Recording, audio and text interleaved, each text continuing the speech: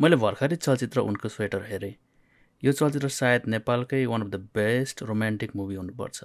मुभीले नेपालको डाइभर्स कल्चरलाई सर्वोत्कृष्ट तरिकाले पेश गर्न सफल भए जस्तो मलाई लाग्यो। सायद यो मात्र त्यो चलचित्र हुनसक्छ जसमा हरेक ससाना रोल भएका को एक्टरहरूले पनि साँच्चै राम्रो प्रस्तुति दिएको। मेरो विचारमा मुभीको बेस्ट पार्ट भनेको यसमा भएका गीतहरू खेर नजानु हो। प्रत्येक गीतहरूको सही प्रयोग यस चलचित्रमा देखिन्छ। निर्देशक लेखक नवीन चौहानको म्युजिक भिडियोको लामो एक्सपिरियन्स मुभीमा खारिएर आएको देखिन्छ। प्रत्येक गीतहरूले कथालाई अघि बढाएको देखिन्छ वा कथाको अभिन्न भाग जस्तो लाग्छ।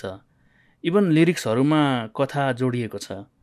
शब्दहरू जस्तै फुलहरूले जिस्काउँछन् तिमीले देख्छौ र अथवा लेकैमा कुहिरो पर्खिरहेको छ जस्ता अनेकौं शब्दहरू गीतमा प्रयोग भएका छन्। यो शब्दहरूले मुभीको पटकथा जस्तै काम गरेको देखिन्छ। तपाईलाई मुभी कस्तो लाग्यो? कमेन्ट गर्नु नबिर्सिनु होला।